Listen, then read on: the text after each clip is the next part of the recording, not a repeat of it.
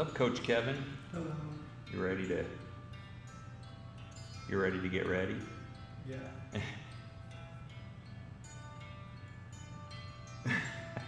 I hope that wasn't too loud for you guys when I actually turned on the that I didn't know that the test signal on it was so loud. So I apologize for how obnoxious that was. I'm sure it was like super loud for you guys too. So my fault. I won't ever do that again, or at least I won't do that with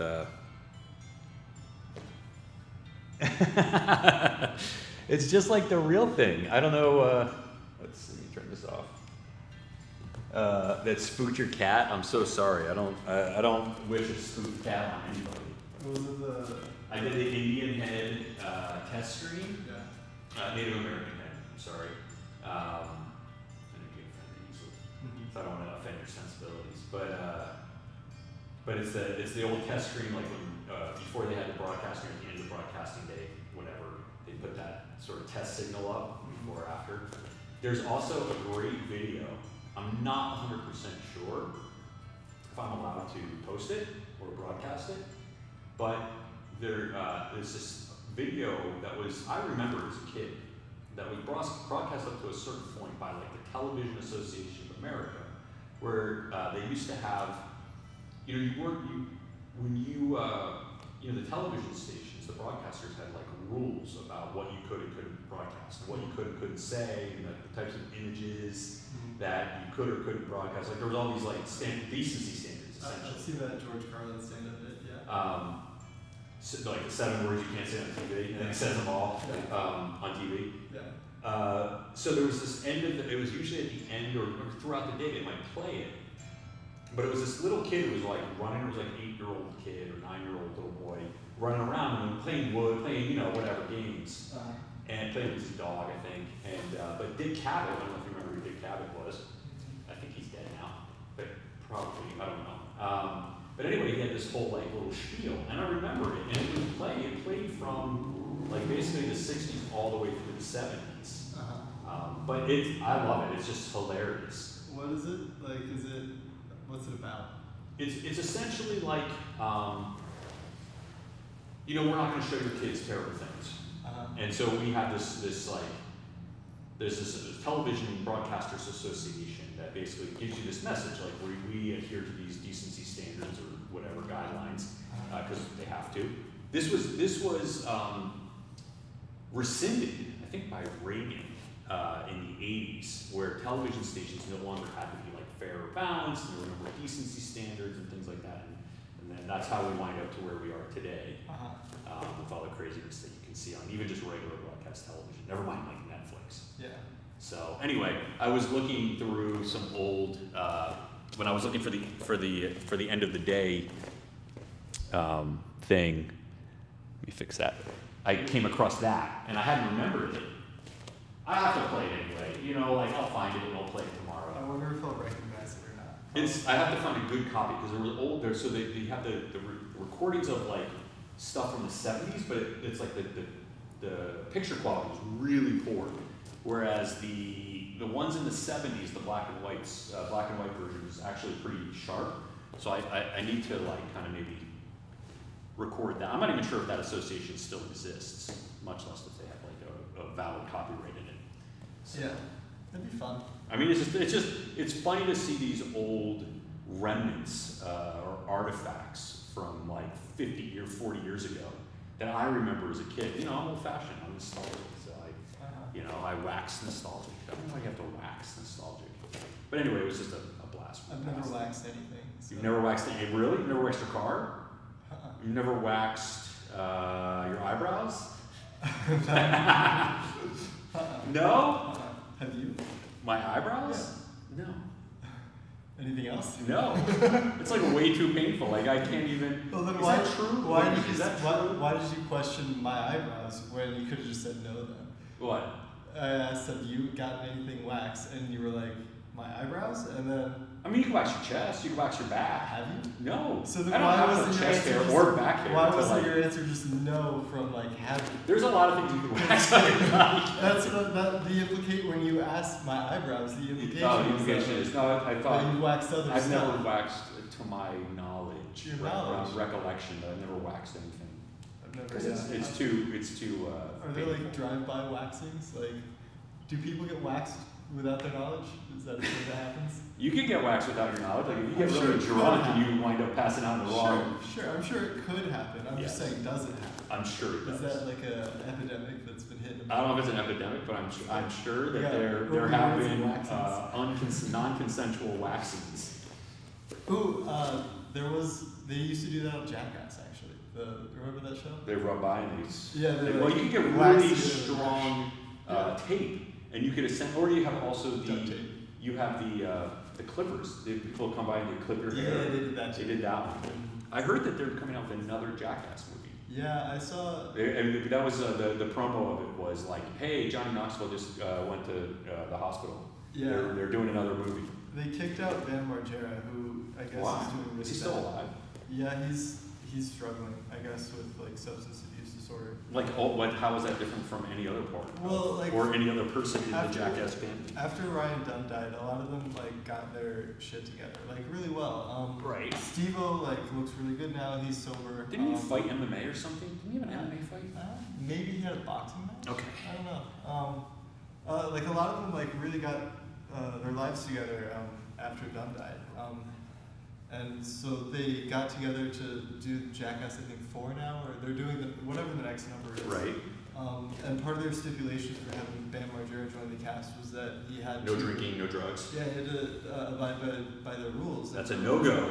Like he had. Well, he had to like piss test like every couple of hours. That's like, lame. What? Why? Well, because he's like not. He's Who not, cares? Really? don't These know. guys are like being like, you got to be clean. That's their thing. What are they all like? What is that's not Jackass?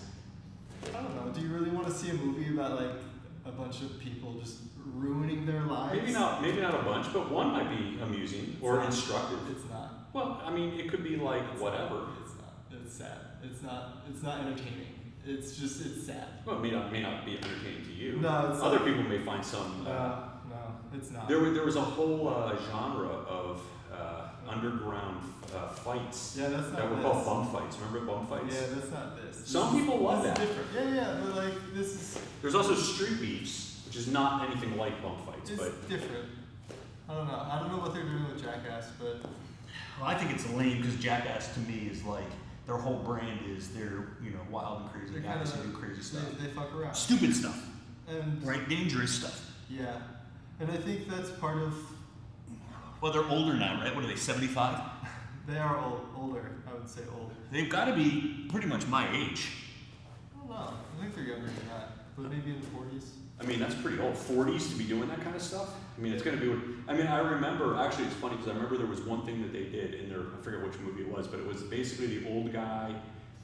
They dressed somebody up in like the old suit or the old thing, and they got on the scooter and they lost control going downhill. And now, like, they don't need makeup. They can just do that stunt the way they look. Yeah, right? I think an old joke was that, eventually they were going to be doing the movies as the old people that they were portraying. Yes. I don't know why I grabbed this. Why did you grab that? Oh, no. What did you want? I'm going to lift the weights again. But yeah, it's weird because, like, you're right. The sort of party lifestyle was kind of their, I wouldn't say it's their shtick, but. I just assumed that these guys were not responsible citizens. Like, that was the whole. Well, that's incorrect. They are responsible citizens? I think my point is, like, after Ryan Dunn died. Oh, I see. So a there was lot like of the- before he died. There and was after. a tragedy that happened. Why? How did he die? Remind me. I don't It was know. a car accident, I believe. Was he drunk? Yeah. Um, So they were finally faced with their own mortality, I guess. right? After everything else they had done, and now they were scared straight. But I don't know how to put it on that, but I'm moving over here, away from your shenanigans. You're gonna hurt yourself. And those do not look secure at all. That tape is not looking like. You need to rope it off or I something. couldn't get it off, so it's. I just don't want it to come. I don't care what you do yourself. Yeah, I need it. But I just don't want it to fly over near me, and I don't want you to break my stuff. Yeah, I'm trying not to. Yeah. I have it pretty well. I actually don't care about your well-being at all. Yeah, me neither. I'm not really that scared about myself. I just don't want you to break my stuff. Yeah, I think it'll be okay. But yeah, Steve-O's doing well. I think he has like podcasts now, and he has teeth and everything. That's really good. Did he get some new teeth? Yeah. I really don't. I don't really care about any of them. And I just assume that like their whole shtick is to like endanger themselves for our amusement. No, but part of it is also like you get to watch them grow up. You know, like you get Why? to. That's not what I want to see. I don't know. Like I mean, as I get older and I appreciate less the entertainment value of watching other people hurt themselves. I don't know. It's, you know, my values have changed. It's nice to see that their values have changed. But what is the point of their movie now? Is it like them doing responsible things, like I don't know. doing their laundry Probably and not. But like, you know, working like a soup kitchen but line? I think it's just like they're not going to be like messed up the whole time while they're doing it. I'm definitely not going to watch this movie. Well, you probably. This movie is like, how many of totally- the Jackass movies did you see in the first place? I saw the first one. Yeah. I think I watched parts of the second one. And I used to watch the show. I thought the show was amusing. I wasn't religious about it, right? I wasn't like tuning in every time, Yeah. you know, whatever they played on MTV. But they were amusing. I like the mousetrap room. That was funny. I remember that one. My fun. I also like the rocket ships when they would slingshot each other. That was fun. The rocket ship one, I remember almost killed them. Yeah, that's why it was cool. I like to see that. That's the whole point of the show. No. The whole point is it's entertaining when it like almost kills them in ways that like they Maybe didn't anticipate. No, like they do anticipate. Like that's anticipate. Right? Or that's entertaining, right? To have like a guy tight walk over alligators, right? And when he falls into the alligator pit, it's funny because like of course, right? But when you set up a rocket sled off of a pier and instead of going fast and you hurting yourself via speed and water, Yes. you die because it explodes. That's even better to me. That's not funny. That is actually funny to me. That's like tragic. It's a type of comedy, maybe. It depends on like the irony of the situation, but I don't know. I appreciate them engaging in activities that are so dangerous that they and their, I mean, they're not very bright people, but you think so? I mean, not bright in the sense of smart. Like they can be very intelligent. I assume that they are, well, more or less kind of intelligent.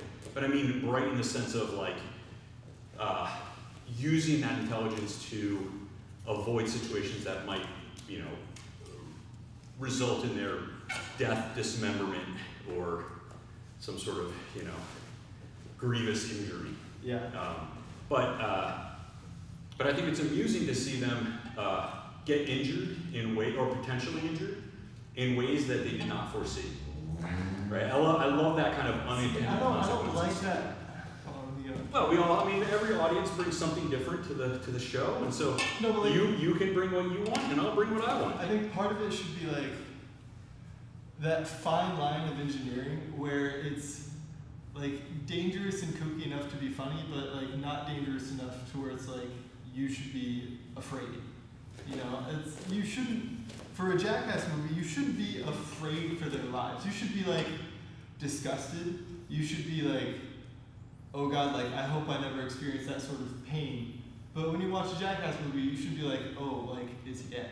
I like that sometimes. You know, I like people who do stupid things and then who either almost or actually do die. Because otherwise, if there's no suspense, if there's no threat or risk of actual death or dismemberment, then it's just like, I mean, that was the whole shtick.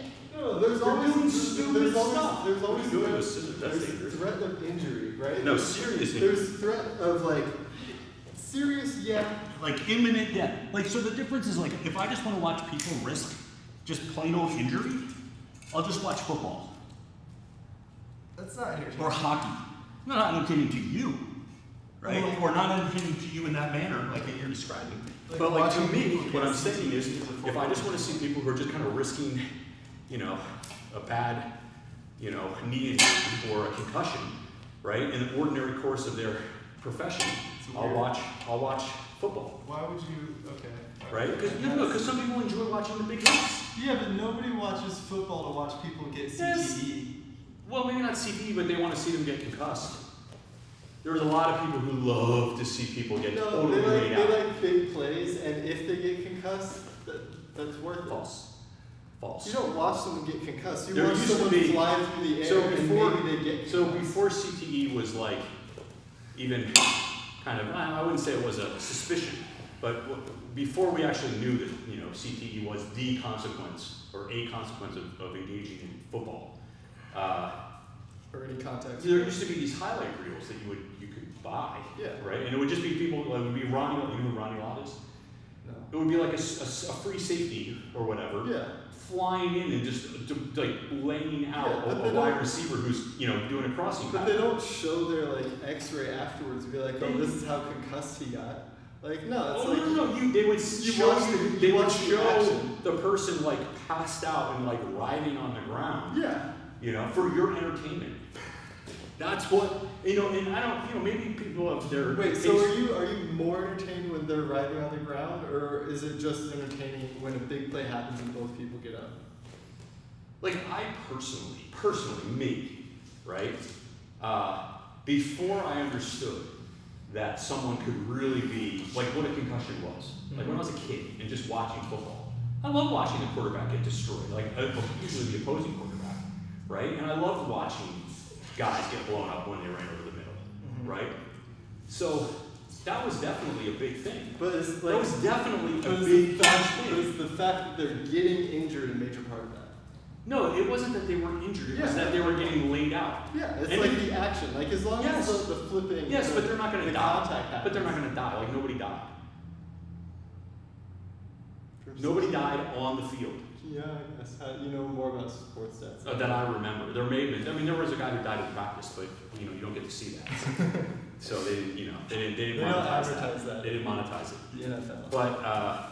But you know, nowadays they've really changed the game a lot. And you can't really do the things that they used to do back in the 80s and the 90s. You know, it's much more, you know, protective of the play, as it should be, right? As it should be. But all I'm saying is, like, you can still tune into an NFL game and watch people take, you know, the risks that are associated with playing a contact sport with guys that are 250 pounds who've trained all their lives to bury you into the ground while you're still alive.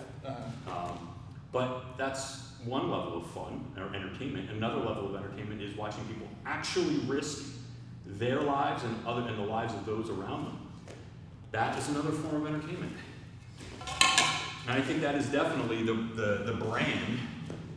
I wouldn't say that all of their little stunts kind of flirt with, but they kind of flirt with that line in many of their stunts. Yeah. And I appreciate that. I appreciate that dedication to the craft and to the commitment to like entertaining me. Earlier. What's that? That fine line. Like they have that fine line. Yeah, but they cross it is what I'm saying. I like and I enjoy it when they do. Nobody at Jackass has died. That's the fine line. Unfortunately. No. Or no, fortunately, I mean. Oh, okay. No, but I'm saying like what you're saying, right? Like what I'm saying is I appreciate, right, the irony, I don't know if it's irony, but the karma, if you will, right? The unintentional risk of their lives. But you know, they're engaging in things that are intentionally extremely risky. Yeah, but they do engage in risk mitigating activities. Yeah, Like they don't maybe just, they have over time it's not gotten the more into group that. of people putting together explosives and all that stuff. They have experts come in and make sure that it's going to be okay. They have and that's people- why it's not fun anymore. No, it's still entertaining me. because like at To the end me. of the day, like getting your dick bitten by a snake is still like That's still something fun. that- I yeah. still appreciate that. Like, but they have a snake handler there. to make sure But I that would it's really gonna like be it if okay. they didn't really know what the snake was, and it could be like a copperhead and totally like kill Why them. would that sounds like the opposite of entertainment. It's kind of like It's you know, Steve Irwin. Remember Steve Irwin? Yeah.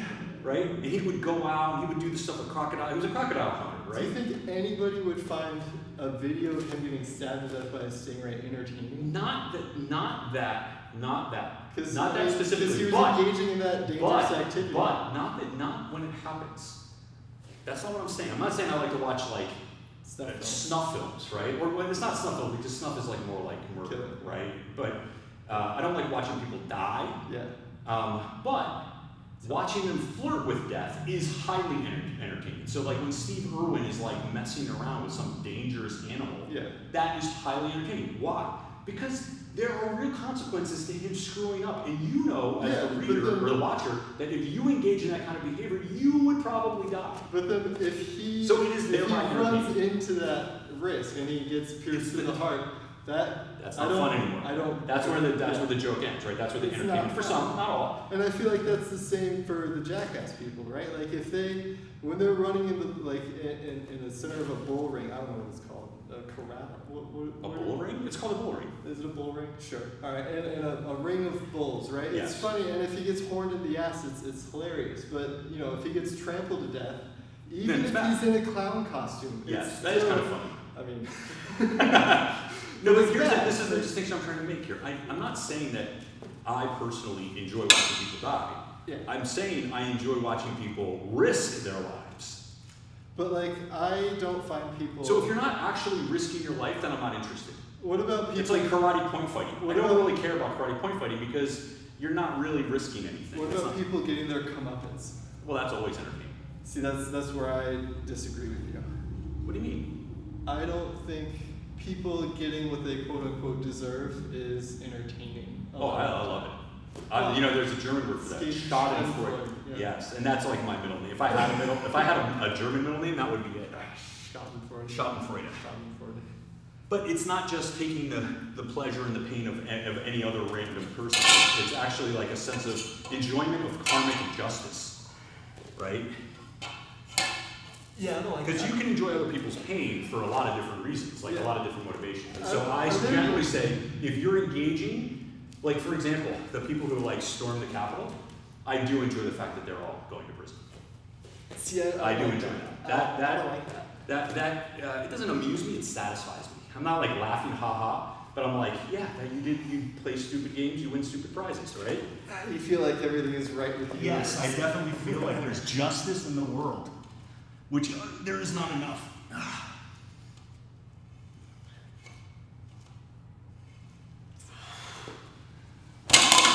Sorry. I don't know. I don't think that's. Everyone's different. Everyone's different, Kevin. I think it would be better if people were alike in this regard. We're what? I think the world would be better if people didn't derive pleasure from other people's pain, no matter the circumstances. Under any circumstance? Yeah, maybe. Maybe you're right. But I think. What value does it have, really? Like, when you look at someone suffering, even if you think it's. Deserved? Yeah, like what. A feeling of vengeance and retribution and fairness, that the balance has been restored to the universe. I mean, you're big on efficiency in life, right? Yes. Like, what does that do for you in terms of like putting your life forward into a better place? It makes me happy. I guess. It makes me feel like there is justice, right? Like humans, like a lot of higher primates, have a highly developed, because we're social animals, right? In order for us to live together in some degree of harmony, right? There has to be at least a sense, a collective sense. Not entirely, not everybody has the same one, but same degree. But a sense that within our society at least, that bad behavior more often than not, or often, will be punished. And that will serve both as a satisfaction, a feeling of satisfaction amongst the people who were harmed, both directly and indirectly, and also as a deterrent to others who might consider such an action. Now, well, why should you take pleasure from something that you didn't do? You know, you didn't go out of your way to teach this person a lesson. Why should you feel good? I appreciate the efforts that other people on my behalf undertake in order to restore the balance of our society. Sure, but I guess if you feel so strongly about this idea of justice, then doesn't that make it fairness, justice, fairness? Like, oh, you know, they're kind of the same. Do you feel like it's your personal responsibility to like ensure that justice is carried out? If I'm working for like a law enforcement or a prosecutor's office or the government, then yes, that is my job. What about in just regular life? Like, do you think individuals are allowed to carry out karmic justice, or should that be? You're not allowed. I mean, look, you can't say in the name of karmic justice, whatever, I don't know what that means, but Well, I mean, what you can do is you can defend the lives and property and what's the word, welfare, safety of others, of other private citizens, right? So if I see somebody, just totally kicking the crap out of another third party, and I may not know either of them, I can be, depends on the situations, within my rights to intervene and stop that person from beating the hell out of the other person. But is it your responsibility? No, I don't think you don't have a duty as a private citizen to do that, but you have the right to do it. Sometimes. And it can be a very iffy situation, because if you don't have all the information, you run the risk of involving yourself on the wrong side of that ledger and getting in trouble. Isn't that always the case? Like, when you watch someone experience karmic justice, like, that's just, you don't know all of what's Sometimes you do. happening. Sometimes you do. Not always, you're right. You don't have complete information, which is why you're running the risk. That's true. That is a risk that you assume when you're involved when you involve yourself. And that's why you don't have an obligation, right? We don't have an obligation placed on ourselves because, you don't always have complete information, right? So you wouldn't want to expose someone to liability for not intervening when they didn't have enough information to decide on whose side to intervene, right? So don't intervene. Well, I mean, if you're in New York City, you shouldn't rely on other people to come to your rescue, although they might, right? It's kind of like, you take the risk. Look, I mean, remember the guy for the gummies friend who was bouncing, and he, went into the parking lot, and he saw the guy, do whatever with his girlfriend, and he went to say something, and wound up getting killed, right? Yeah. That's an example. I mean, you're also assuming the risks of actually getting those people mad at you and attacking you, right? If it's a domestic violence situation and you intervene, the person who's the quote-unquote victim in that situation may not appreciate you sticking your face into it, right? And so that's another risk that you run.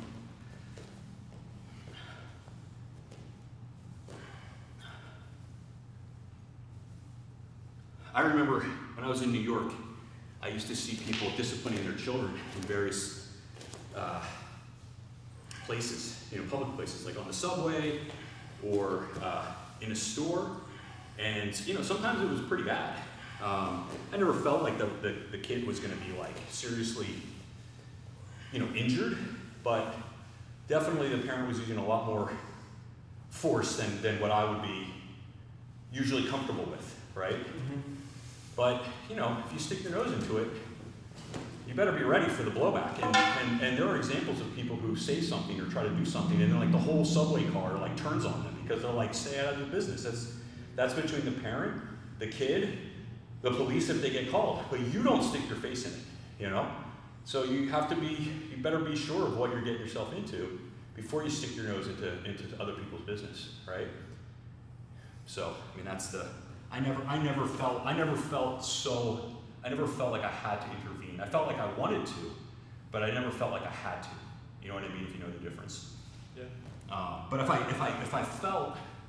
I felt like the kid was really gonna get like put to the hospital or something like really badly, I'd like to think that I would have intervened, and said something or done something to stop it. What if the kid had been being very impolite? To me? Well, then go by all means.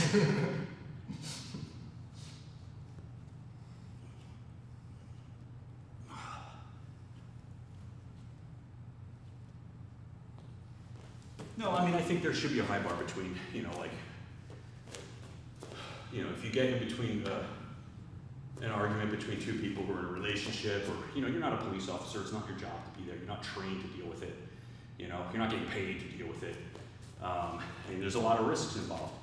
So, I mean, I don't think there should be an obligation to intervene as a private citizen into another private citizen's, drama, whatever that is. Yeah. Right? Because we're not police officers. And police officers are, they're legally insulated from some of the consequences, right? As long as they have a good faith belief of what they're doing is, within their, the scope of their jobs, right? And they did the thing that they're supposed to do and they're trained to do, then they can't be sued. But whereas if you or I do that, we enjoy no such immunity. qualified or otherwise.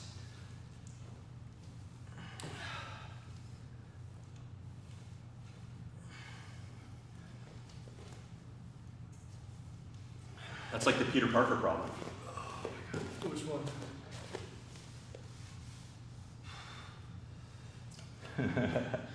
They don't like the fact that you're doing stupid tricks with makeshift barbells.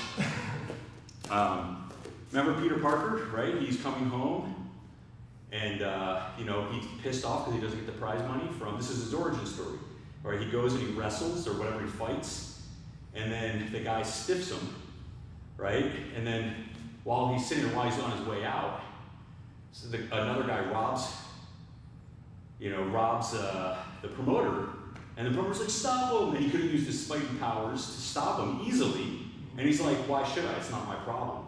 Life's not fair, whatever he says. I forget what it is, but he's pissed because he didn't get paid. So he's like, screw you, and then that guy goes on and kills Uncle Ben, and now he's racked with guilt for the rest of his life. So, yeah.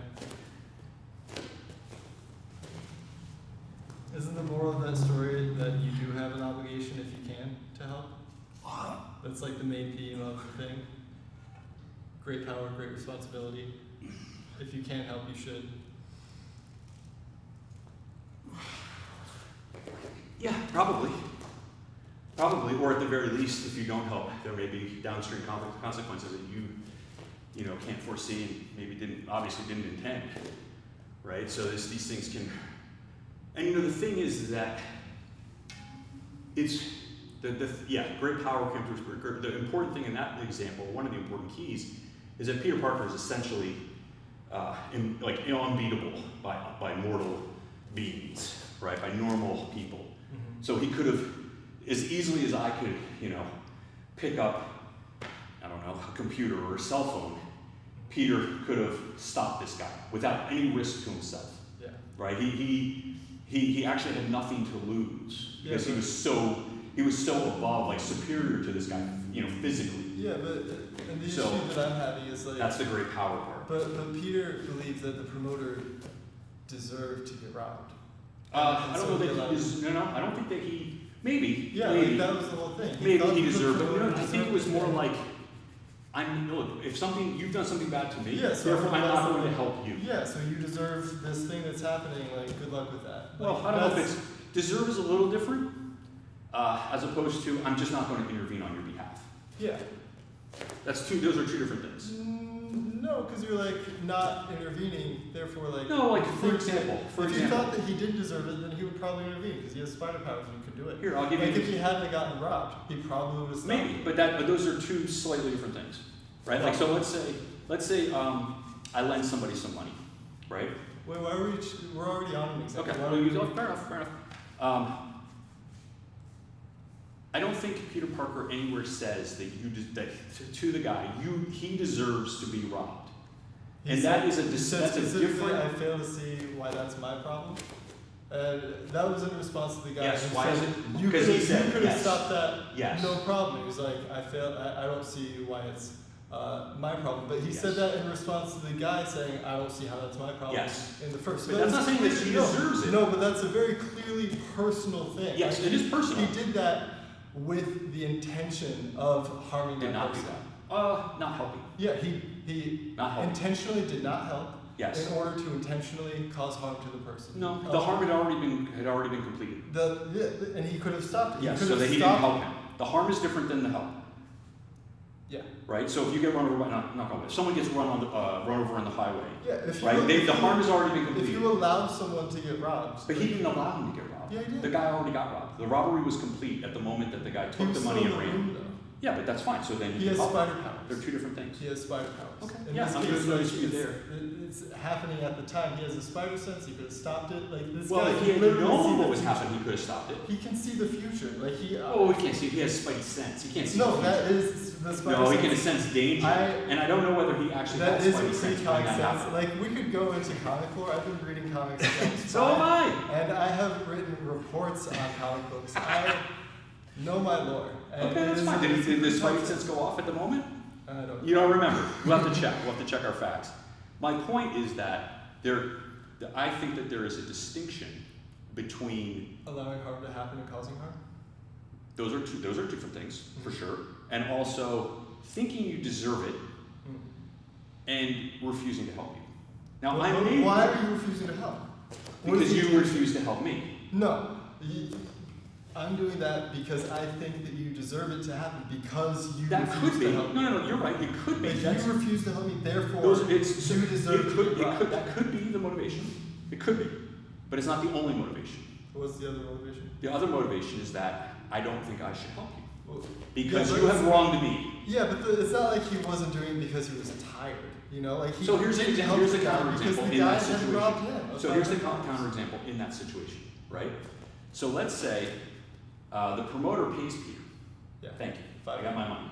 Okay. Right? So there's no more personal animosity between Peter and the promoter. Yeah. But then while Peter's in the room, he witnesses Yeah, the promoter stiff another person. Ah, interesting. Okay. Right? And he witnesses this and he says, well, you motherfucker. And you know, like, he's like, I'm pissed. I'm pissed because you wronged another person. Right? But then a robbery happens, the guy steals, and Peter goes, hey, it's not my problem. Okay. Right? Maybe the promoter said it's not my problem to the other guy. Okay, that's right? bad. So that's an example of Peter not helping, right? Not because he feels any personal animosity. It's not personal, but it is kind of personal because he's empathizing with the person who got robbed. But not so, personal. but you're projecting yourself onto that person, making it personal, and then he got if you use that. You could do that too, but you don't have to. You're right? making it personal. It's not the same. If All I'm that's saying, the look, reason. I'm not saying that it couldn't be the reason. I'm saying that it doesn't have to be the reason. Sure. That I can decide to not help. Like, so let's say again, I'll go through another example just because I want to illustrate the point in a different way. If let's say somebody owes me money, Okay. right? They owe me $50, Mm-hmm. $75, $100, whatever, $10, and they run across the street, right? And I don't want to say they get run over. Let's say they trip and they fall and they need a Band-Aid. They have a really bad cut, and they come to me and they say, "Hey, can you have a Band-Aid? Can I have a Band-Aid?" And I say, "Well, where's my $10?" All right. I didn't wish the person to get hurt. I'm not happy necessarily that they got hurt. I just don't want to help them because they owe me money. Right? I don't want them to be harmed. I'm just not going to help them if they are. It's two different things. Now, it can be personal. I could just be like, I don't like you, a bad breath, and I don't like you. Right? And I'm not going to give you anything because I don't like you. Or I feel like you've wronged me personally, or you've wronged a third party, or you're just a jerk. So is the only difference in this new example that the injury was like random and not caused by another person? Could be. It's just that I don't have to. My failure to not help you. That's not. Or my decision. That's not a failure to do it. Well, my decision not to help you was based on what? could be on a sense of. Could be. It's not that I wish that you were hurt. I Yeah, don't think you deserve to be hurt. We're not in like this isn't a legal case. We're looking about. No, I'm just saying what might have, there are two we different could things. read That's all I'm the saying. book. Like the canon is very clear about this. Like I he was don't care. spiteful. Like, the point that I'm trying to make is different than the canon. We're talking about Spider-Man. Yes, but we're actually talking about Schadenfreude. Yeah. And about like you don't necessarily have to have something personal. Like you don't have to have a sense of karmic justice in order to, take pleasure in other people's misfortune, quote unquote misfortune. Right? Whether that be justice or a meteor falling on them or whatever, right? A snake bites them or someone but then we got runs over their dog.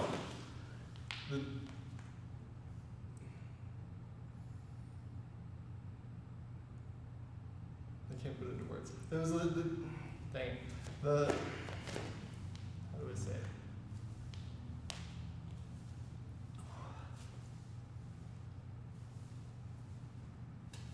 Like the lack of action, I think, is you could argue, you could like look back and be like, give like plausible deniability. But when we know what the story is, we know what happened right before, right? And we know what was going on in his head. Sure. Like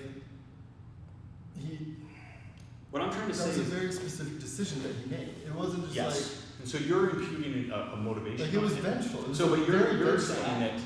So I'm trying to make a distinction. I don't know why does this matter, but I'm trying to make a distinction between wishing that you get harmed, right, and then just not preventing your harm. I think they're two different things. That's all I'm saying. Yeah. That's all. Now, Which one what was- Peter which Parker one was- actually, like, I don't know that they put that fine of a point on it in the actual, like, what they're trying to say, what I think is what you're saying, probably the same, is that people that have the ability to help others with no risk for themselves, or that comes with that to themselves personally, should do so.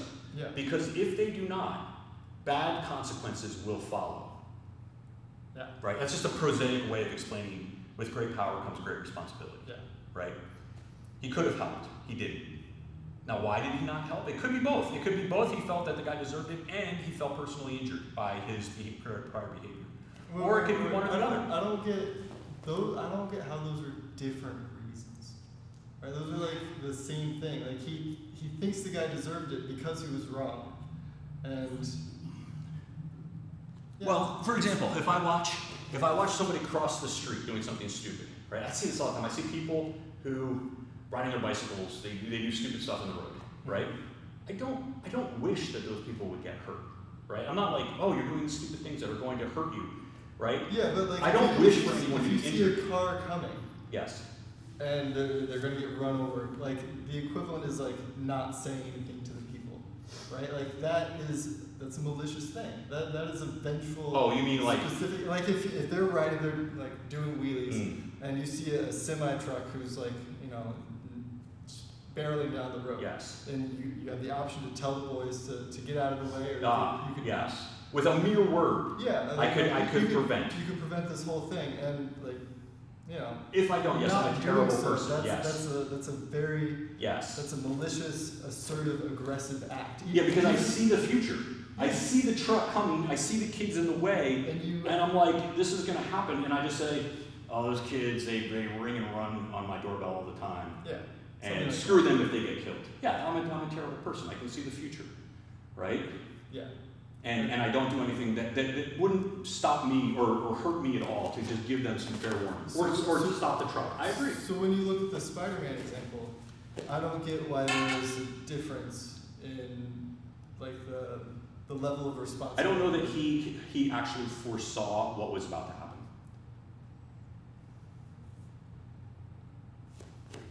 But the order doesn't matter. Like he saw what happened, and then he had the I think chance to it is. act. It's not like he had the chance to act, No. and then he didn't do the correct thing, and then the guy got robbed. Like the guy was getting robbed, and then he had the chance to do the thing. Well, it's the same thing with your example, right? If I don't know that the truck, we're at a corner, we're at a curve, right? And I don't know there's a truck coming. All I know is, let's say the kids threw a snowball at my car, and they're on the wrong side of the street. Yeah. And I'm like, this is a dangerous thing for you kids to be doing. Yeah, hey kids, why don't let me finish? And if I don't know what's behind the curve, I just know that there could be danger there, right? So the kids just threw a snowball at my car. I'm pissed off because they hit it, right? And now I see them engaging in some dangerous behavior that could hurt, that could wind up in them being injured, right? So let me finish. So I could say to the kids in that moment, hey kids, move out of the way, right? But I don't because I'm pissed at them. So then the tractor trailer, 18-wheeler comes by, or whatever, the truck comes in, and the kids get injured. That's where I disagree. Right? Now, if I don't help them, right, because I say, oh, you snowballed my car, right, then that kind of is the Peter Parker situation. I don't help somebody who has been injured because I feel like they have, they have injured me. Yeah. Not that they deserve it. That could also be true, but it doesn't necessarily, I don't have to necessarily say, I think you kids deserve it. I could think that, but I don't have to. That's the point I'm making. But my point is Peter Parker was thinking that. What? He could have been. No, he was. That's my okay. point. Well, I mean, like, that's why the lesson where does he is say so that? strong. How do you know? Because the resulting lesson is so revolved around with great power comes great responsibility. Like the revelation is that it was his responsibility. Like that is the whole message. Because that's fine. But so it ultimately does, to me, it doesn't matter whether he did it out of vengeance or a sense of like you deserve this, right? Or a sense of like I'm not going to help someone who's hurt me. Whatever it is, right? It's still he had the power to stop the guy. Yeah. And he didn't stop him. That's the operative fact. Regardless of his subjective intentions, right? He could have stopped and that's why he helps other people, right? He goes out and becomes a superhero to actually pay his debt, so to speak. Yeah, what I think the metaphor kind of breaks down with the truck thing is instead instead of the robbery being the truck hitting the kids, I feel like the robbery should be the truck almost hitting Yeah, the sure. kids. And then Sure. there's still time to stop the thing from happening, right? Because it's not like the clerk or whoever, the promoter, got shot. In Well, the it's robbery, the right? metaphor. was making off. Oh, The metaphor tragedy doesn't- was the uncle getting killed. That was it. The yeah. metaphor doesn't work because it's actual physical harm to the kids, as opposed to just proprietary harm, right? So the difference are is, the kids Uncle Ben dying? well, no, because that's a whole different thing. Those would be my kids or the person's kids, Yeah. right? Okay, so we're still on the robbery. So like let's say yeah, because the death thing kind of raises the stakes. So we're injuring kids instead of killing. Not injury. No. It's not injury because the promoter was not physically injured. We're robbing kids He was, or somebody gets robbed. with a truck. Well, but you could. I mean, you can construct it. I think the point, maybe the metaphor probably or the story doesn't hang together. But the point is that regardless of whatever his personal motivations are, his failure to act in the moment that he could have with zero risk to himself, wound up consequences flowed from that actually hurt him. That's why. Right. That made it personal. That's right? why Why is that my problem? My idea is that the whole Schadenfreude thing is harmful because of this reason, right? Like this feeling that other people at times deserve this sort of karmic justice, and you being willing to enjoy it. I think in this example, like that's the whole point of the story. Yeah, but it's problematic. But so the Schadenfreude, which he could have been enjoying, right? That could have been true. Yeah. The difference is that, for me, I mean, you have different situations, right? Like I don't. So let's say, for example, I'll give you an example of something that I did take great Schadenfreude from, right? So let's say Bernie Madoff. I love the fact that Bernie Madoff wound up in prison, right? He's a guy who stole hundreds of millions of dollars. He totally deserves to be in prison, and I'm happy he's in prison, right? Justice is served because Bernie Madoff did not get away with his crimes and has to pay his debt to society in a prison, okay? Mm-hmm. Now, that's Schadenfreude, okay? I'm not sure if I take pleasure in his pain or more of a, it's not really so much pain. Like I'm not worried about his pain. I think it's more out of a sense of fairness and justice, right? That I feel like something has been, some balance has been restored, so to speak, right? It's good for society. But, I don't have any personal connection. Whatever happens to Bernie Madoff, I never invested any money with him. I don't know anybody who invested any money with him. There's no connection between me and Bernie Madoff. So that's I have no personal stake in this other than some amorphous sense of justice that I feel like has been satisfied in that case. So is deriving pleasure from other people's pain only acceptable when you have no connection to them? Well, like I said, I'm not sure how much I enjoyed his pain. Although, like, like another example would be, what's his name? The guy, Roger, what was his name? Not Roger. Stone. Not Stone, that's another guy. Fleming. What was his name? Jolly. I don't know, I forget his name. It'll come to me in a minute. But I do like, I'm not sure if it's not, I guess it is a little different of like actually taking pleasure in other people's pain is problematic, but in the sense that if you have somebody who, I guess I guess it's more acceptable to take pleasure in someone's pain when it's more of a dignitary pain, as opposed to like a real physical pain. Like that's kind of gross to me. But like if let's say somebody, I wish I could remember his name, but like somebody who's like very arrogant and has gotten away with things for a very long time, and you see that they've been brought down and they're getting their comeuppance, and it's obviously causing them great emotional distress. Yeah. I think that is acceptable to take some degree of pleasure in their pain, because like when Gordon Ryan gets beaten by Andre. It's never happened. It's never happened. Sorry, when it happens. If it happens. Right now, Gabby Garcia's got at least has more of a chance of fighting Gordon than Andre seems to have. Did you hear? Speaking of which, did you hear that Gabby is going to go have a match with Craig? Craig?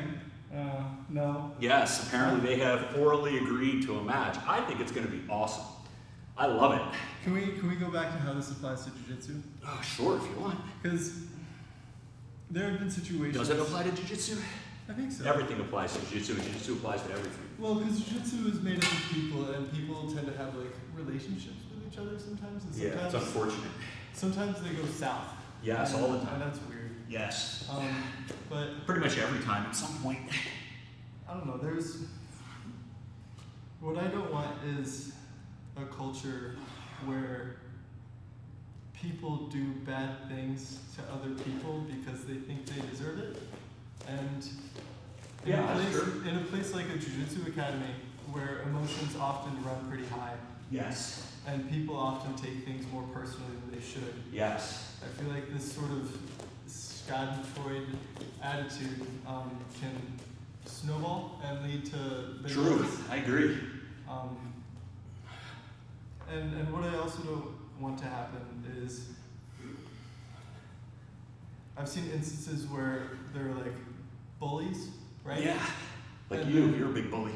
And then like You calling yourself out there, Kevin? maybe there's like, let's say there's a mat bully, and then A what? he's just like bullying everybody. Yes. Right? Again, And you then, just like, say I. and When they- I bully people. And they suck, right? Yeah. Everybody hates them. Right? Yep. They're socially awkward people. Sure. And then every once in a while, there will be a situation where like the mat enforcer Yes. fixes the problem, Well, right? And where it's like they physically go in and bully the bully, yes. right? And then everyone who sees it, Rejoices. they get to get those warm fuzzy feelings because the Justice person, has been restored. the person can finally do the thing that they can't, and Yes. Okay. So far, and I'm 100% in agreement with you that is totally acceptable and should be encouraged within all jiu-jitsu academies. but like oftentimes it's not acceptable. It's just like the way that the type of role that happens when that is going on is one that like if someone rolled that way with you, you would not be happy. What way? Getting enforced on, like if Did I do something to deserve the you don't enforcement know. action? Like, you don't know. Yeah, I don't know. I know. If you show up and then someone decides that you need to be enforced. And Yes. They What did I do? You don't know. No, I do know. No, you don't. Oh, so you're assuming I actually am You're ignorant just, of my you're own. just a regular idiot, right? Okay, so I'm just an They're idiot. just a Yes. plenty out there. I have no idea Right? that I You have shouldn't no be idea beating what up you're on And the everybody in the gym, 97-pound everybody girl. in the gym hates you. Yes. Right? For whatever thing that This is you, true anyway, that you right? don't know that you. Are you trying to call me out now? No, What's up? no. I'm saying like, cause with new people especially, like Yes. they might not understand like the cultural rules. Yes. Like they might not understand. Like Yes. some people are really bad at people, and they Yes. make mistakes that like this other people Sure. are. And Okay. it would yes, be this is true. tragic if someone Tragic. got enforced who didn't deserve it because other people thought that they did, or like who they didn't understand why they deserved it, Yes. and they're getting enforced, and to them it's just you're just beating the crap out of them for no reason. Yes. Like if you were rolling with someone who thought that, like you would be upset, like that is an upsetting experience, and that while I understand, I need to as a teacher I think like draw the line and say like that's bad. Well, I will venture to say that often, not always, that the person who doesn't understand that the problem with them bullying other people, they don't even comprehend that they are in fact being bullied in that moment. Yeah, and that's Right? So they are just like, It's this not is how good either. jiu-jitsu works, right? Like, that's not it's good just the either. strongest survive, the bullies rule the roost, and if, the big bully bullies the smaller bully who goes and bullies the rest of the people, No, it's like that. right? Isn't that the lesson that you're learning? That's like the mentally challenged guy on death row who like saved the last piece of pie so he could have it after the electric chair. Like there are people who. That's a good example. I like that one. Did They you just just- make that up, or did you, is that a real that's thing? a real thing, and like there are people who, they're new at things and Sure. they don't understand what's going on, and they're just trying their best. And Oh, I agree that you should and, use your and words. response is like, oh, they deserve it. That's not good. Like Yes. that needs to. Well, then that person should be asked to leave, as opposed to like, look, I agree that, there's a story about, I think it was Salo, could have been Sanjay, but, they're talking about visiting students, and do they go hard on visiting students because, they want to represent the school.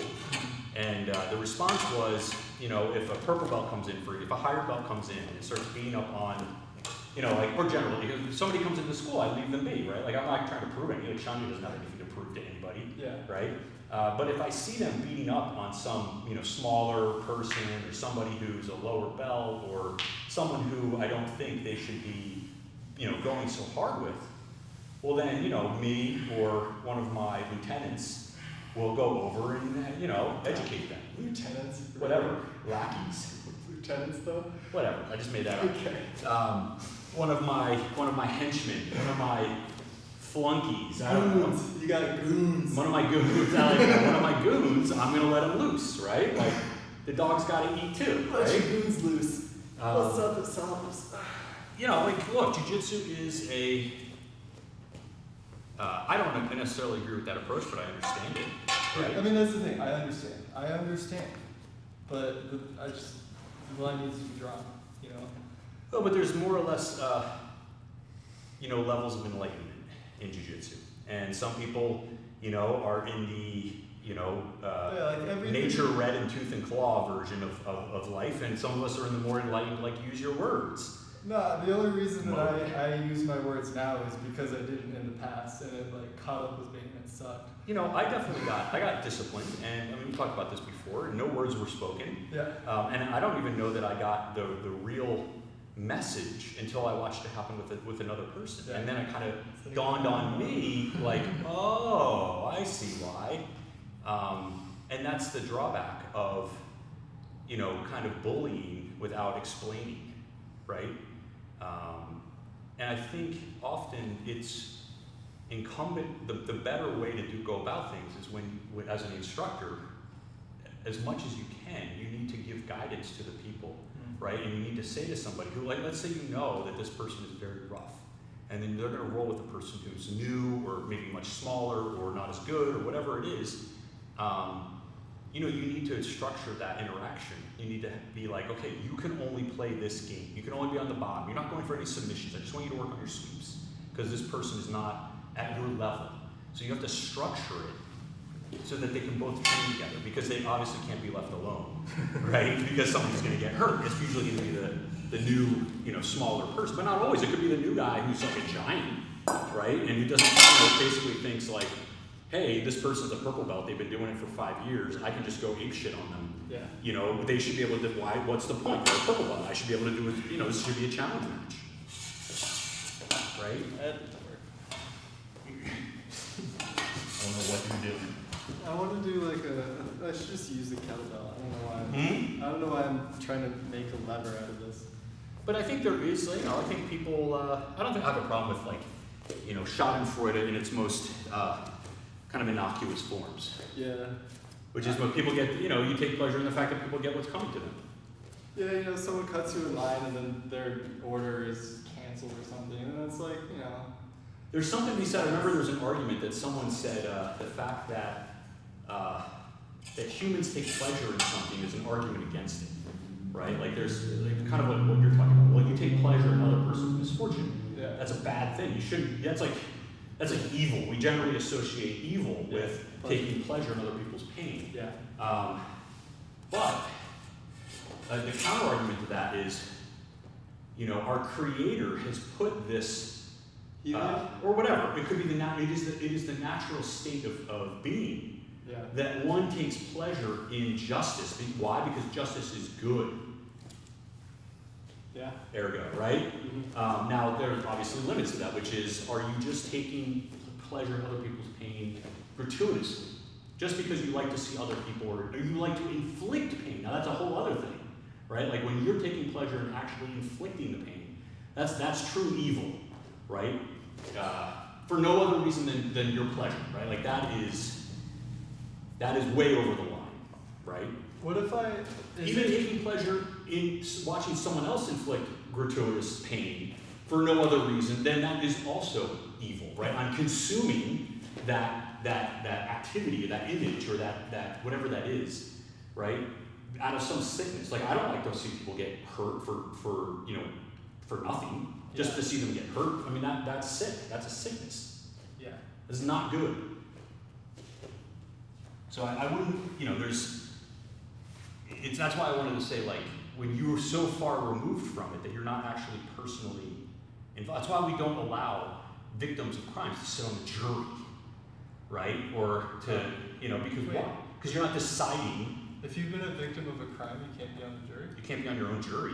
Oh, on your own jury, okay. Or well, you're not on trial, right? So you can't be on the perpetrator's jury, right? Yeah. You have obviously a conflict of interest. I thought you meant like you were called into jury duty and you robbed banks before and then... No, you could be disqualified for that too. They'll often ask, like, have you been, like, in a given case, like, let's say it's a robbery case. Yeah.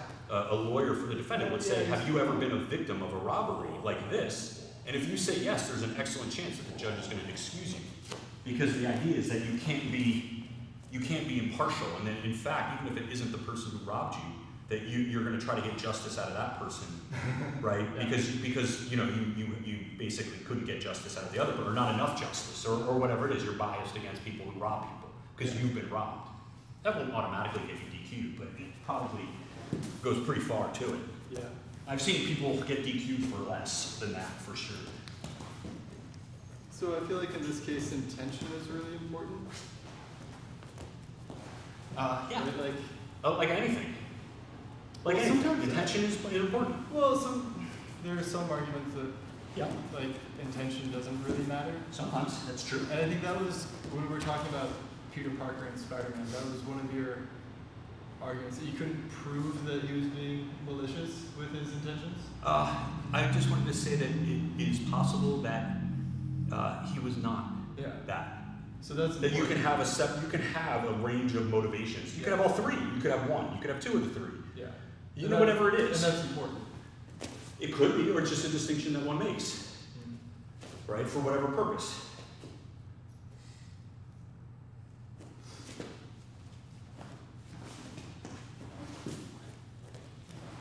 I mean, he could say, I don't like you because you are a member of the bourgeoisie, and you exploit the working people, even though and you're trying to exploit me as a member of the working class, right?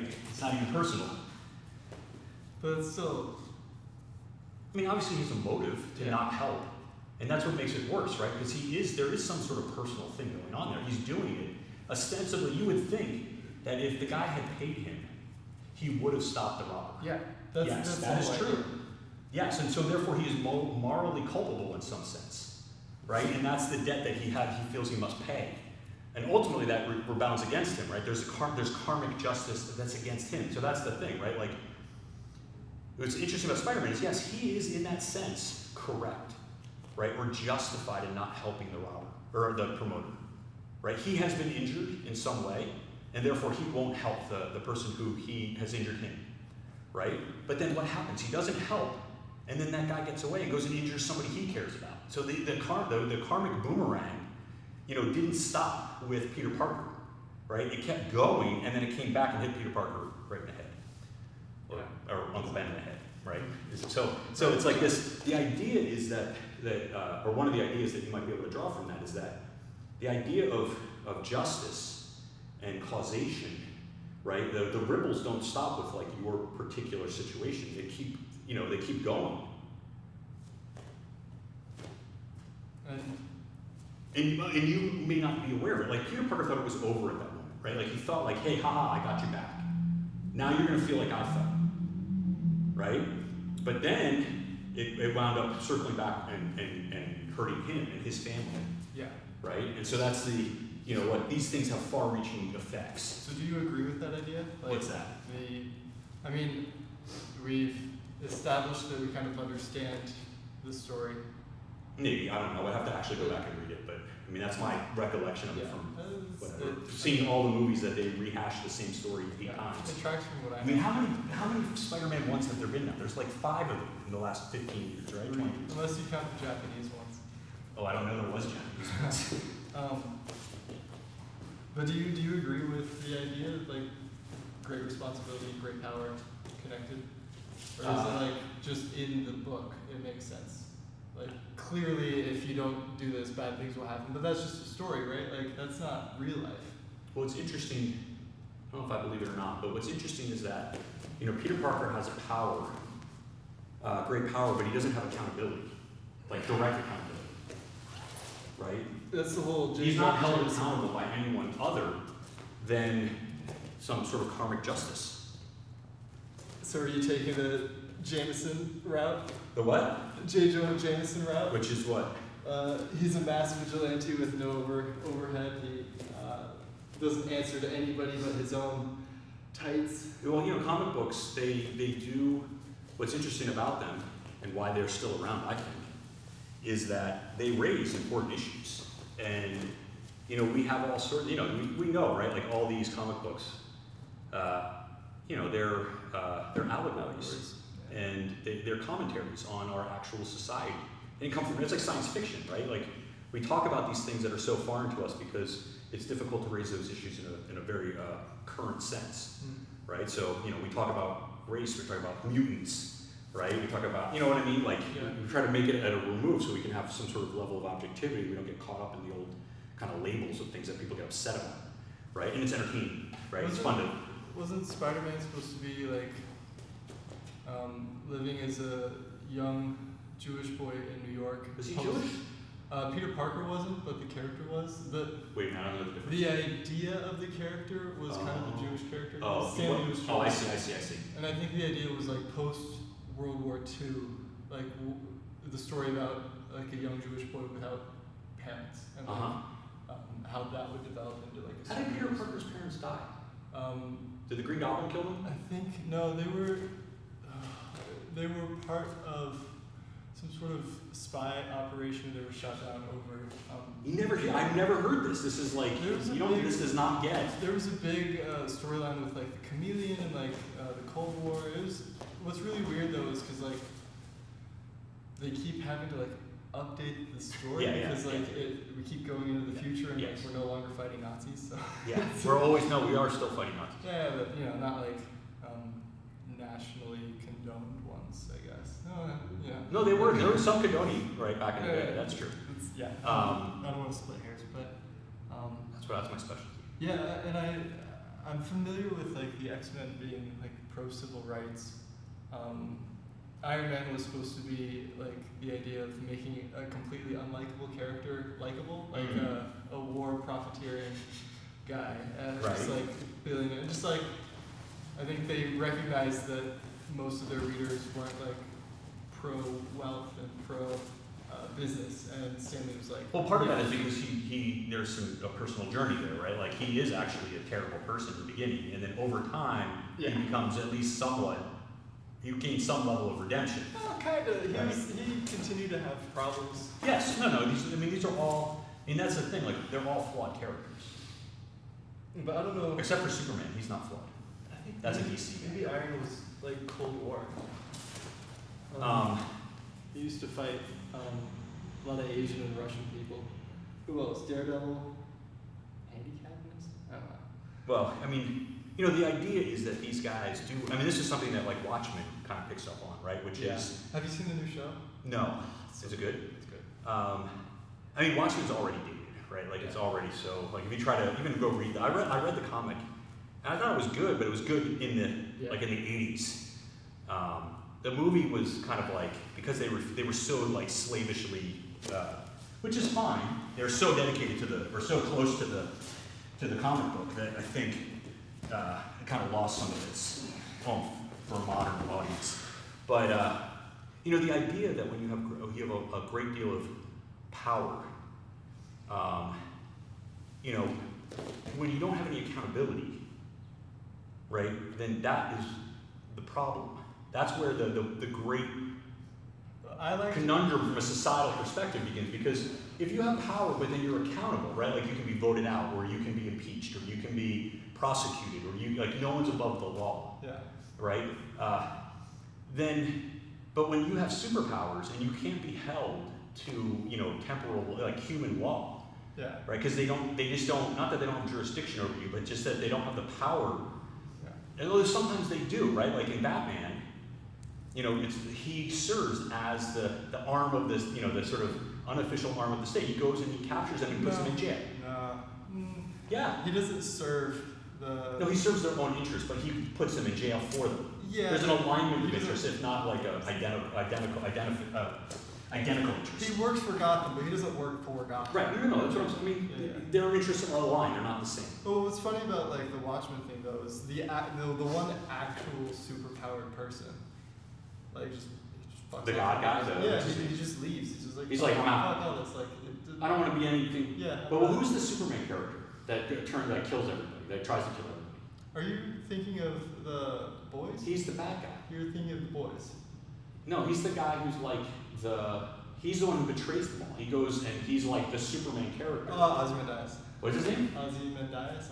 Ozymandias, right? So, he's the guy he's Superman, but he's bad Superman. Yeah. He's like Superman, like Luthor. Yeah. He's Superman that's unaccountable, who just decides to do, and he doesn't do it. But he saves the world. Does he? Yeah, like he. How does that? I forget how that no, works. I thought he destroyed. Isn't the big octopus?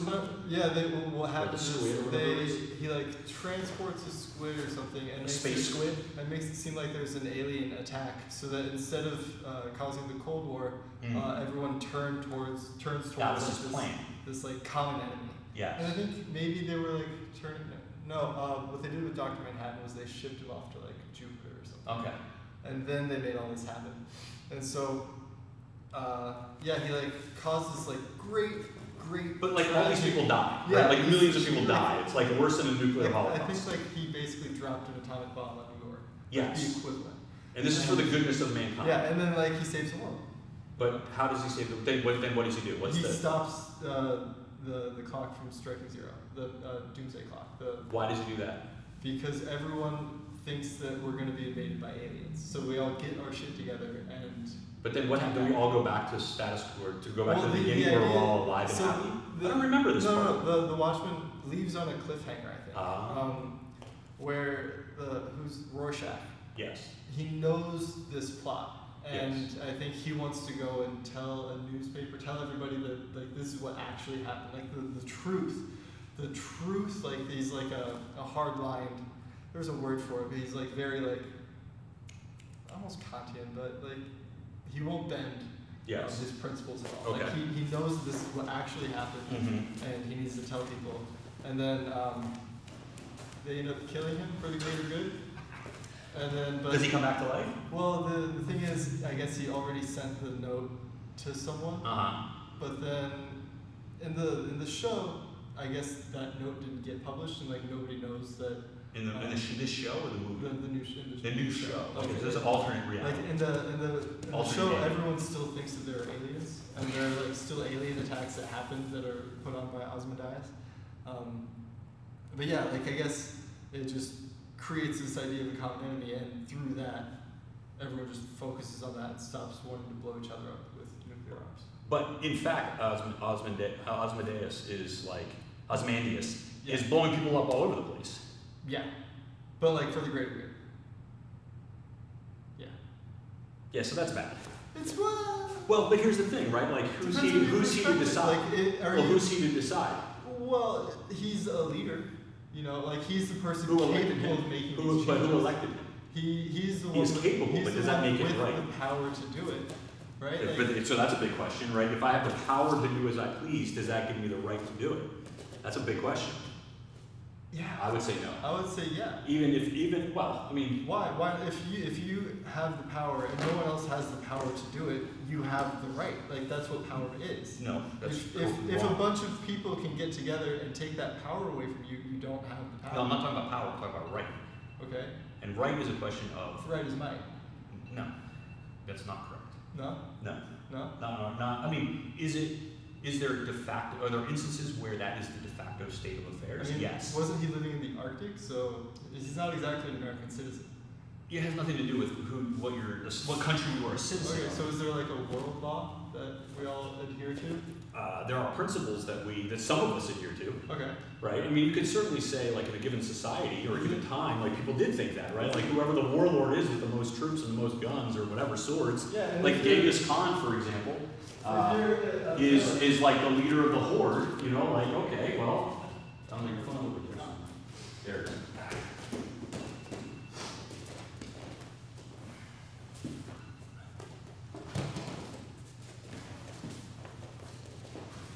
I mean, it's like one of those things where you know, it's like the Khmer Rouge who decide, or the Soviets, or whomever who decides, like, you know what, this country or this world is like just a terrible, sick world. And I think it would be better for humanity to just like to blow it all up, right? Because I think we're just all corrupted, right? And that's my sense of morality, or my sense of justice. The idea being that if you're talking about rights, right? Like, I can have my beliefs, but like at the point where I infringe upon your personal sovereignty, if you will, as a person, right? Well, then I don't have the right to. I might be capable of doing that, right? I may say, like, this person is such a terrible person, they should be killed, right? But as just a person, I don't have that right. No, we're talking about what's the right, what's the power. We're not talking about just people, though. We're talking about world leaders. Well, this goes back to accountability, right? Like, so, and the idea of infallibility, right? Because no one is infallible, right? So you certainly could have a situation in the world where you have a person who is so powerful that they can exercise whatever they think is right by force of arms, right, or persuasion, or whatever it is. Jim Jones thought he was doing right by his followers. Jim Jones didn't have power. Oh, he did have power, tremendous power. Over the 1,000 people that followed him, he had the power of life and death. If he had power, he wouldn't have gotten killed. Power? No, he had. I'm not saying he's all powerful. I'm saying he had the power. Well, we're talking about Ozymandias. We're talking about all power. Well, Jim Jones is. We're not talking about Jim Jones. We're talking about Ozymandias. Jim Jones, within his sphere, had sphere of 500 people. 1,000. It's like a high school. If you have, it's the same thing if I had the power over one person. We're talking about Ozymandias. Yes. Like, so, but this is just like scaling it up and down. The closest thing. The idea is a world leader that you can get to. Well, he's just the most powerful person in the world, but he's not a the leader. Most powerful. Nobody elected him, right? He just took on the mantle. Yeah, himself. but he changed the world. That doesn't. Like, what doesn't make you a leader? If he leads the events that causes the world to be the way John it Wilkes is. Booth changed the world when he shot Abraham Lincoln, right? Like, whoever, I forget, Lee Harvey Oswald changed the world when he killed Kennedy, right? It doesn't make them leaders. They changed history. The thing with Ozymandias was he was trying to change the world. Yes. He was actively shaping the future. A lot of people in the You world. know, Like, he wasn't just like Lenin was trying to change the Yeah, world. but he wasn't just like I'm gonna blow Paul up New Hahn York. was trying to change He the wasn't world. just saying I'm gonna blow up New York. It's I'm going to blow up New York for this specific reason, and all of these events were carried out. And Like that is like. And this is an allegory. There's never been a person that had the, obviously, right? There's never been a person that had the level of power of That Ozymandias, level of power, right? yes. Okay. Right? Of Wait. unaccountable power over the lives of the entire planet. With a whim, at his whim, he can do what he wishes. Can we do like near equivalents? Can we go far back in ancient history and find like really powerful people that were But they didn't over have the there? whole world. Yeah, but their entire known world. Does that count? Okay, well, I mean, then we can just go back to Jim Jones because it's the same idea. Yeah, but Jim And the Jones reason, knew that there were people the reason outside. why that the character is in part, I should say the only reason, but or suggest that, is that it's an allegory, right?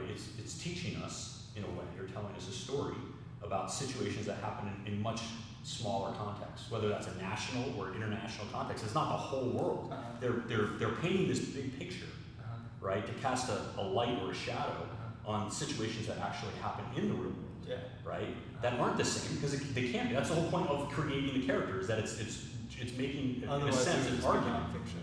Or you could just make up you could just talk about history. Yeah.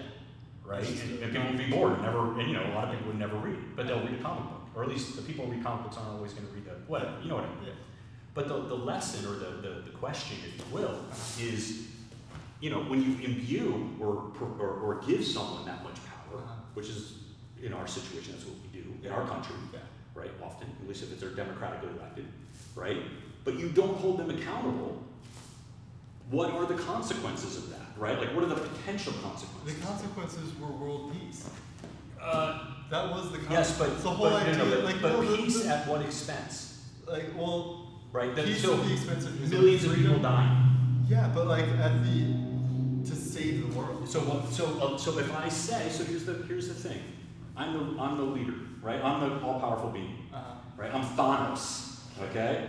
And I get to just, that's the same story. It's the same story. Okay. And at my snap of my fingers, I'm going to heal the whole universe by killing half of everyone.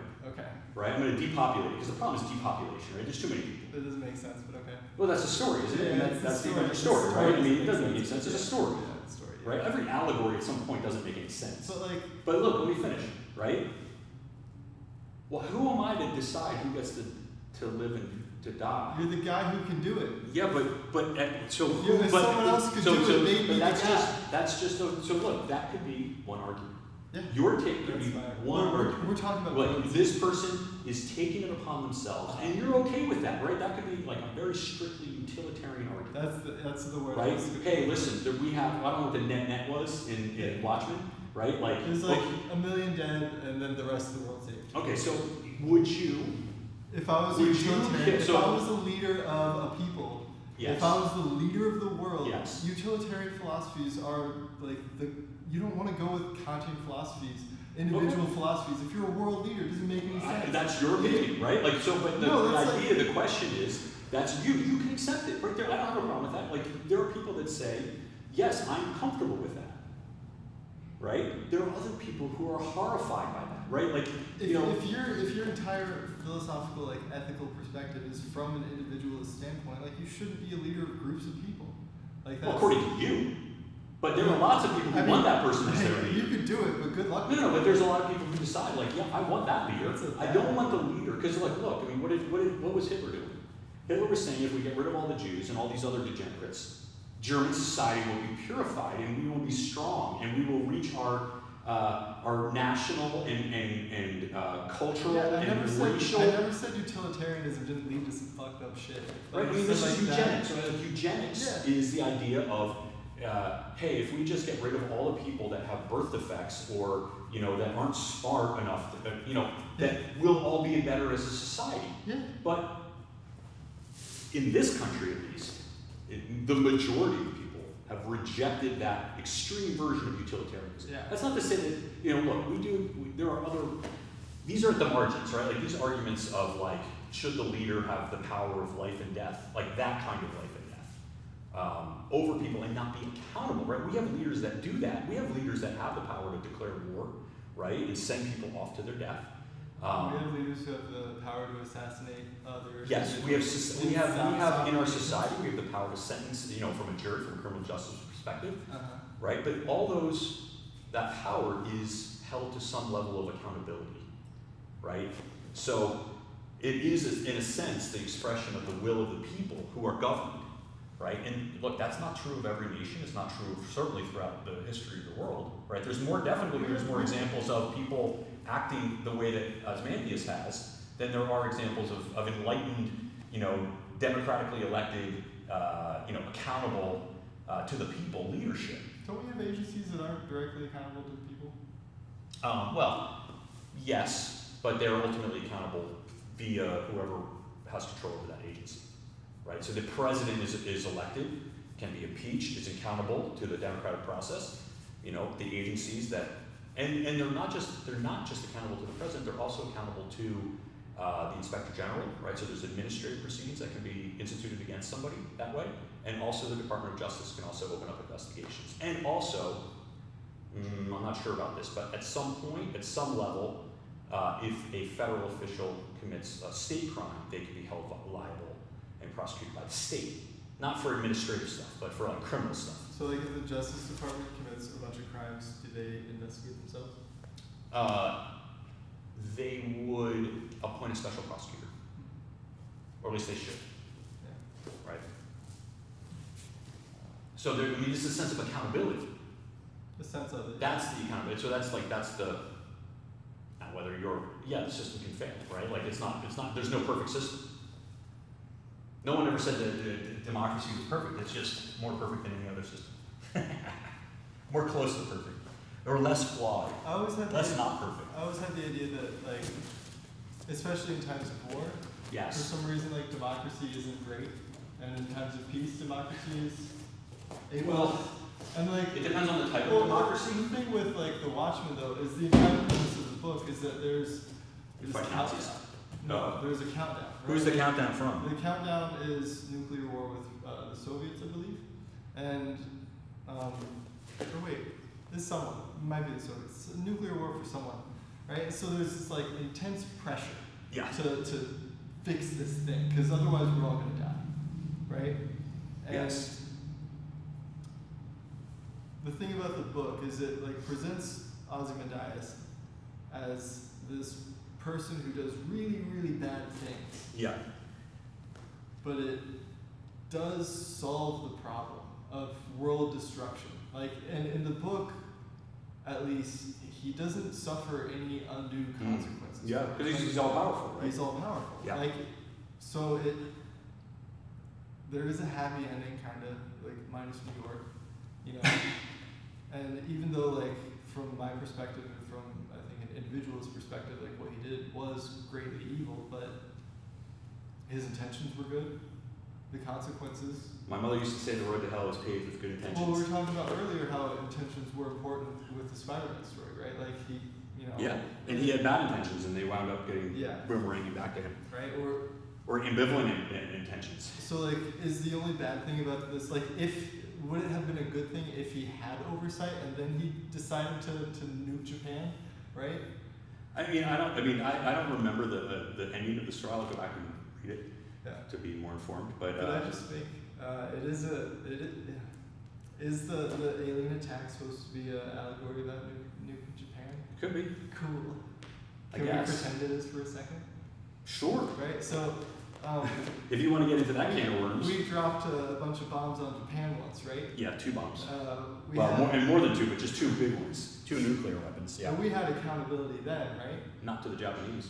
But like to the Americans, like there were decisions being made, and like the president like gave it thumbs up. Yeah, the president definitely approved of that. Yes. So like, What's the question? was that good or bad? Like Depends on who you ask. I'm If you ask the Japanese, they'll say it's bad. asking you. Do I? I mean, I think you have income. Like if you destroy a bunch of innocent lives. Yes. At the in order to save a bunch of American troops from being set on fire by Japanese people. Yes. You know, whatever the war in the Pacific was like. Yes. You know, this is the same thing, right? But it's like a real world example. Mm. Can you make any sort of? Was it right? Was Truman correct? Do you have the same opinion for this example? Like, do you still think that it was a bad thing to do? Do you think that having the oversight? Well, it's a different thing because it's like the Japanese. We have been at war with the Japanese. Yeah. That in fact they had instigated the war. That they had committed, and I'm not sure if we knew this or we had an inkling of it. They had and were in the process of committing horrific atrocities. We were, very fearful given the history of fighting in the. These are the theories, right? Like this is the justification, right? That I'm reciting. I mean, I don't. There's a lot of controversy over what was actually went into the decision to bomb. One of the theories is that we didn't bomb Japan to end the war. Per se, We did bombed. it to show the Soviets, right? Well, that too, but we did not want the Soviets to liberate Yeah. or defeat Japan, Yeah. right? That we wanted to hasten their surrender to us because we thought that the Russians Yeah. were going to be a problem in the future. Do we not know how many of them died? And they had a whole bunch of rebuilding? Anyway, No, we went in. A lot of our economy was based on, and their economy was based on rebuilding Japan. After the war. Oh, that had a name. I forget it though. Reconstruction or no, the Marshall Plan. The Marshall Plan was for Europe. There was a different plan. There was the MacArthur Plan in Yeah. maybe he was the governor of or whatever they called him, the supreme commander of Japan until they wrote the Constitution. And Was he the one who wanted to drop a couple more bombs on North Korea? Is that? I think that the military doctrine after World War II was based not just on him, but there was a lot of thinking that we didn't have to have conventional forces anymore because who would mess with us when we could just drop a bomb on them?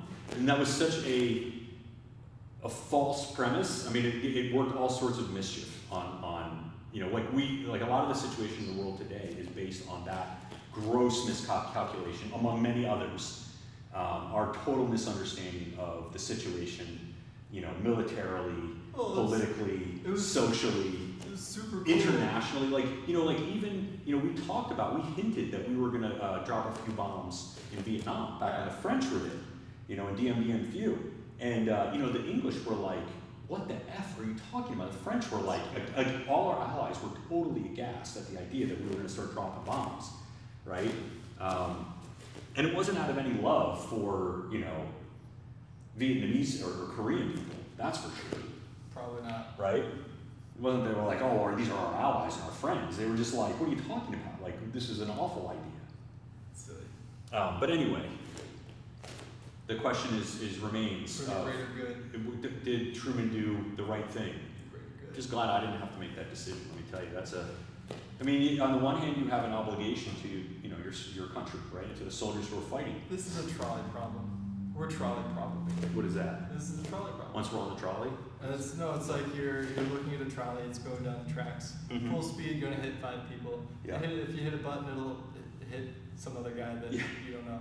Yeah. And it'll miss the 5 people. If you don't hit the button, it'll hit the 5 people. So it's 1 versus 5. Well, it's like by not hitting the button, you're not directly responsible for anyone's death, but you're in a way responsible for 5 people's death. Not directly, but by hitting the button, you save 5 people, but you are directly responsible for 1 person's death, and it makes you like. Well, it's a little different because Truman has, as the commander-in-chief and the president of our country, has a sworn obligation to defend us and protect us. So it's not a sworn obligation to drop atomic bombs whenever. Well, the idea is that they are sworn to do what it takes to protect America. But that doesn't mean that that's why they're doing the things that they're doing. Not necessarily, but again, they have a sworn obligation. Whether they're actually doing things out of that obligation or out of some other reason. Are we assuming that they're carrying out their sworn obligations? Because I can do that. Well, that's one. I can hop on board that assumption. That is one of the justifications for, even if you were to say, like, look, we just wanted to stop the spread of communism and we didn't want to have the Russians taking over Japan and thereby, surrendering all of Asia to communist forces, essentially, right? Yeah. That also is like a sort of an economic / political justification, even if it's not to end the war or protect American lives. And it could be additional too. There could be many reasons or motivations weighted differently that all go into that decision.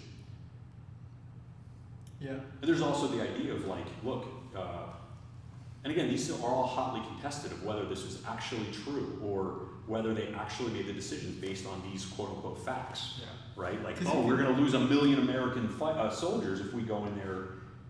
We could have just firebombed the place. Like, we didn't have to drop nuclear weapons, right? And that would have been essentially the same, like we did to Germany after the war, right? We just firebombed, cities. We did that after the war? Well, it was kind of like, there were civilian, like, it was like Dresden, right? Like, it was civilian, non-military targets. I don't think there were, I'm not sure how much of a military target either Hiroshima and Nagasaki were. I think Nagasaki was a port, wasn't it? Yeah, so one of them was a port. But that doesn't necessarily mean. I don't know. I don't remember. I don't know why I agreed. But anyway, I think that's that's different. That's different than the idea of, I think society would be better if I just exterminate, half the people. Well, in It's this slightly situation, different calculus. when the person deciding to drop the bomb is dropping it, like, do they really have, like, are they really accountable to the public? Like, with a decision that large, right? And you're only going to do it, like, well, you will be once. accountable, right? You can do it. You're going to do it, but, like... But then you can be voted out. But you're not really taking the public's opinion into account. You might. Maybe, but, like, not. You could kind of assume. You kind of take the temperature away. And nowadays it's much easier than it was back when Truman was making that decision. But, like, the public's opinion in this case, like, doesn't matter, I think. It kind of matters. Well, it matters in the sense that if you do something terrible that... the public doesn't know what's going on. No, but accountability doesn't have to be accountability in the moment. It could be accountability after the fact. Now, that you may be right. That could be too late. That's kind of like the Japanese internment camps, right? Yeah. Like, now, 100 years later, whatever, 75 years later, we can all say, like, that's terrible. But at the time, it was popular. Yeah. And not only was it popular, but there were Supreme Court decisions, right? It went through the courts. Yeah. And so there was an accountability, just that the courts at the time It's kind of like slavery, right? Like Plessy versus Ferguson, right? Like Dred Scott. Yeah. You know, like, yes, these decisions were questioned, and the system weighed in on them, the court weighed in on them, and it came to what we regard now as the wrong decision, but they were subject to accountability, at least, you know, as it stood at the time. Mm. Not saying accountability is always, the engines of accountability are always like, they work well. I mean, that's the idea of like, even in democracy, you know, it's not like democracy automatically means morally correct. You know, terrible things happen in democracies all the time. The will of the people is not somehow an automatic safety against injustice and immorality or unethical behavior. It's just some people, and that's a good counter argument to the idea of like, well, why not have somebody? Why not have the benevolent dictator who makes these decisions for us? Democracy's no better than that. I like robot socialism. I mean, I'm waiting for the robot overlords or the alien overlords to come and take over, because I don't think they could do much worse. I mean, that was the main problem with communism, right? Like, it was run by people. If we could just get everyone in charge of making decisions to not be a person, it would be perfect. We just evenly distribute all the wealth. Well, it wasn't just that it was run by people. It was actually run by people who didn't understand how to run things. Yeah. Right? That's like the Are you commenting on their peasant status? No, I'm commenting on their basic competence and understanding of like economic and financial principles. Is that what I just said? No, I don't think so. I mean, if you don't even know how to feed your people. It's hard, right? Or you intentionally starve them. Anyway, They were growing once again, we've gone far afield from jiu-jitsu. You know, if they wanted food, they would have grown food instead of hobbies. All right, guys, we're out of here. I won't play the end of day thing anymore. See you guys tomorrow. What's the code word for today? Watchman. Watchman is the code word. Watchman.